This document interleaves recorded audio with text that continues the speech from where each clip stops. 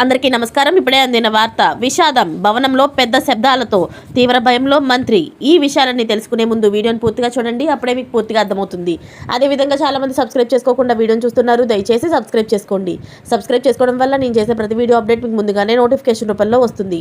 అదేవిధంగా లైక్ చేయడం మర్చిపోతున్నారు, దయచేసి లైక్ చేయండి. లైక్ చేయడం వల్ల ఇటువంటి ఇంపార్టెంట్ ఇన్ఫర్మేషన్ చాలామందికి రీచ్ చేసిన వాళ్ళు అవుతాం. ఇక లేట్ చేయకుండా వీడియోలోకి వెళ్ళిపోతాం. సచివాలయంలో ఓ మంత్రి ఆకస్మికంగా ఉలిక్కిపడ్డారు. అధికారులతో సమీక్ష చేస్తుంటే పైనుంచి వచ్చిన సౌండ్లతో ఒక్కసారిగా టెన్షన్ పడ్డారు. మంత్రే కాదు, అక్కడున్న అధికారులు సైతం ఏమైందన్న భయంలో దిక్కులు చూశారట. ఆ తర్వాత అసలు విషయం తెలుసుకొని కూల్ అయ్యారట. అసలు ఏం జరిగిందో తెలుసుకోండి. సచివాలయంలో సమీక్ష చేస్తున్న R&B మంత్రి కోమటిరెడ్డి వెంకటరెడ్డికి వింత అనుభవం ఎదురైంది.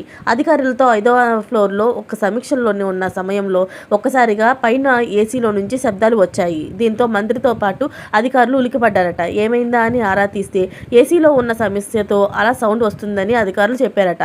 ఇక అప్పటికే అధికారుల తీరుపై అసంతృప్తితో ఉన్న మంత్రి సచివాలయంలోని తన సచివాలయ నిర్మాణంలో లోపాలపై అధికారులకు క్లాస్ తీసుకున్నారట.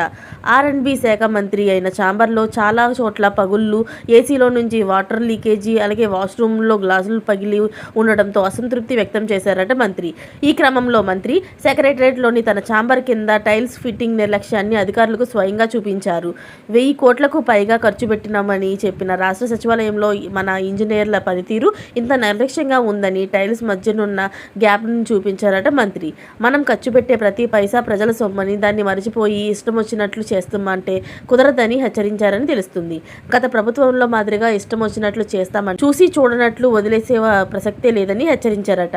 ప్రతిదీ నాణ్యంగా ఉండాలి, ప్రతి పని ప్రజలకు మెచ్చుకునేలా చేయాలని మంత్రి కోమటిరెడ్డి వెంకటరెడ్డి అధికారులకు సూచించారట. తరువాత మిగతా మంత్రులు, అధికారులు ఛాంబర్లు ఏ విధంగా ఉన్నాయో చెక్ చేయాలని అధికారులను ఆదేశించారు మంత్రి కోమటిరెడ్డి వెంకటరెడ్డి. ఒక్కసారిగా ఎదురైన ఈ సంఘటనతో అవాక్కైన మంత్రి అసలు సమస్యకు చెక్ పెట్టాలని అధికారులకు స్పష్టం చేశారు. ఇలాంటి లేటెస్ట్ అప్డేట్స్ అన్ని మీరు ముందుగానే పొందాలి అనుకుంటే ఛానల్ని సబ్స్క్రైబ్ చేసుకోండి. అలాగే పక్కనే ఉన్న గంట సింబల్ని క్లిక్ చేయడం మర్చిపోకండి. Thanks for watching friends.